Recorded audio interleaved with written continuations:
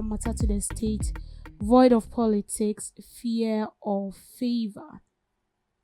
Now we've had a couple of issues in the previous week and also trending in this week, and that has to do with indiscipline in our schools, where we've seen students, bringing out some sort of behaviors that are uncalled for, and also does not speak well of the institution, and also passing out a message across of what exactly these students are being taught in schools.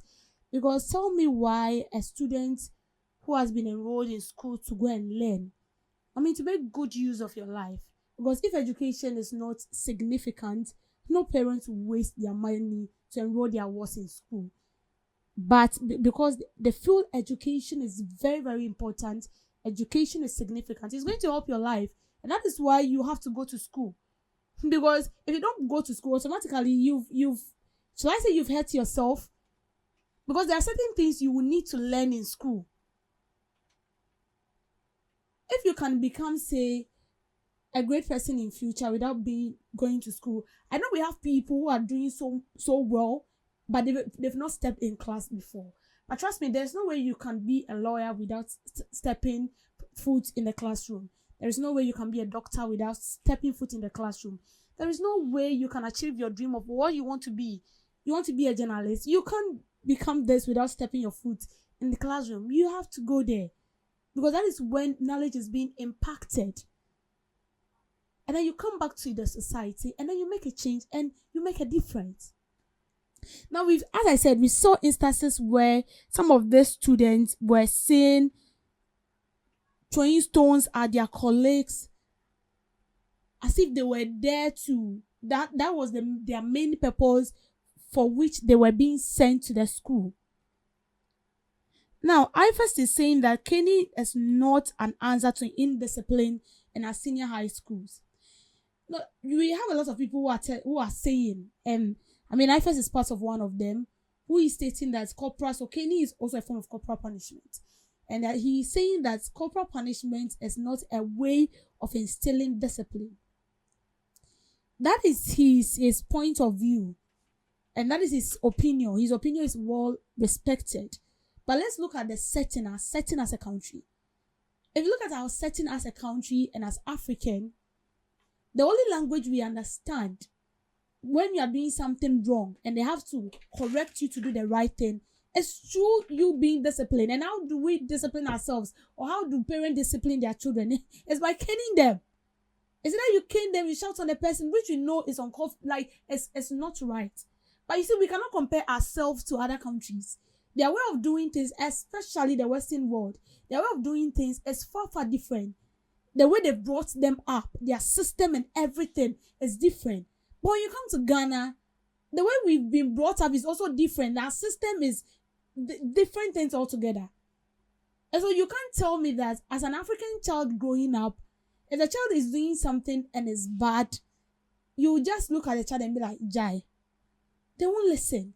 You have to use force. If you don't apply force, they won't listen. And let's be sincere to ourselves.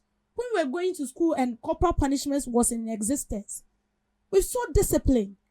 When it's late and you're going to school, your heart is beating. You want to even stay in the house. The worst of it is if your parents are the type that you have to explain into details why you have to stay in the house. Then you are doomed because you have to go to school. They will cane you. And then next time, you have to do your chores on time, and then you ensure that you are in school. And this is instilling discipline. And it's also teaching you something. It's also teaching you how to get to a place on time. How to take time seriously. So let me tell you, those white that we receive them here every day, they don't joke with their time.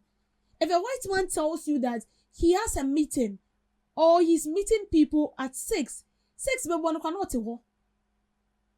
and if the duration of the program or the seminar in which he will be speaking to people is within 1 hour, exactly 1 hour, no addition, no subtraction, they don't joke with their time.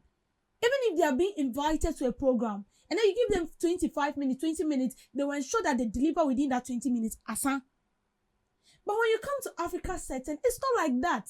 When you give the person 8, or maybe 10, if you give the person 12, or maybe 1, and so sometimes even if the program is starting at 12, they will tell you that it's at 8 because they know some people even come 3. So all these things is a way of teaching the child that, see, this is what you should do. If you don't apply force, then what are we breeding? What are we bringing? What generation are we nurturing? Are we nurturing generations for a generation that is a full package of violence?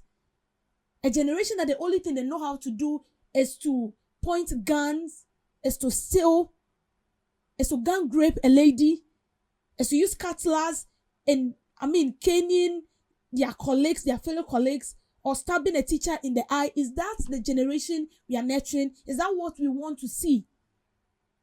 Because if we don't do the right thing today, it will come back hitting at us in the future. There's a future generation. Sometime back we were all kids, we were all small, but today we are here. So it should tell you that it's a process. Imagine when you were at school, you used to steal and no one cares. By now, God and the chief armed robber. But because the discipline was so intense,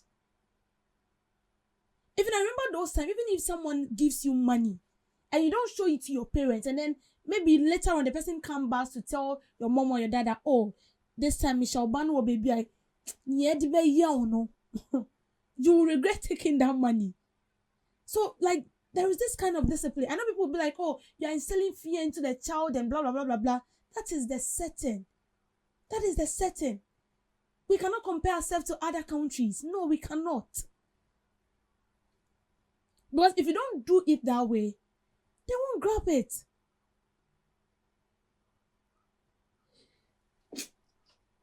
Sorry for that.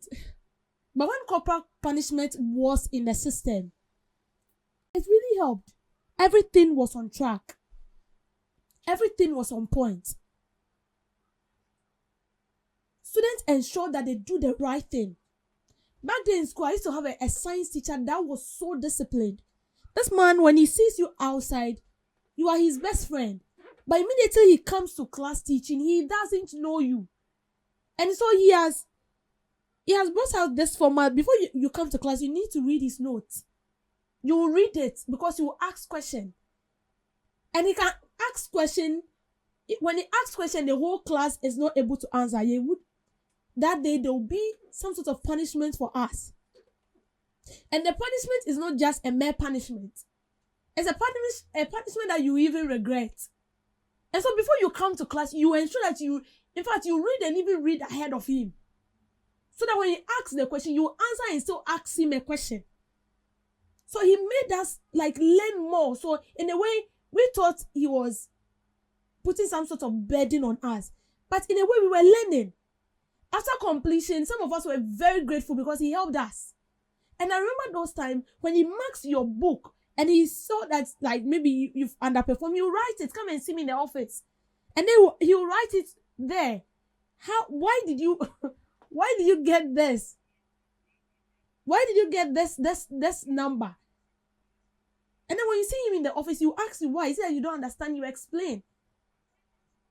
He will explain. Sometimes he will even invite your parents. And he was one of the strictest teachers I've ever met in my life. Back then in school. And trust me, he helped us. Because when the results came, no one failed science. No one, you won't fail. How will you fail? When the teacher is very strict, you won't fail.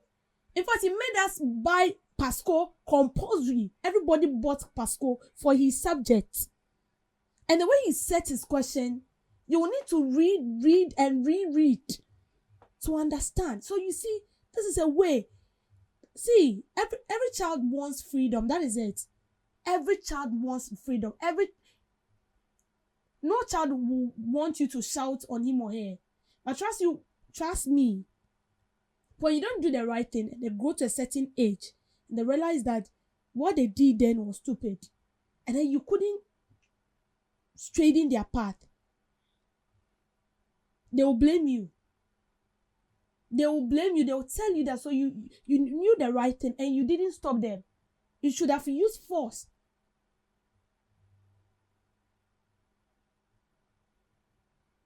And the corporal punishment is not only about caning. People uproot trees, oh. You uproot a tree, a whole tree. If you don't uproot that tree, you're not stepping into the classroom. And all this was a way of, punishing the students and also teaching them the right thing to do. And because we've cancelled that, that is why we see what we see. Go for inter-schools and then you go throwing stones at your fellow colleague. Inter-schools, you're ganking, raping a girl. What is that? Who taught us that? And how did we get here as a country? It is sad. If we don't do anything about this, as I said, it's going to haunt us in the future. The same people are the future leaders. The same people will go to become presidents one day. They will go to hold big offices. If the right thing is not being done, and this kids today goes to become big officers tomorrow, then the future of the country is at stake. But when we deal with the issue today, then we are in safer hands. The earlier, the better. Thank you for making time with me on the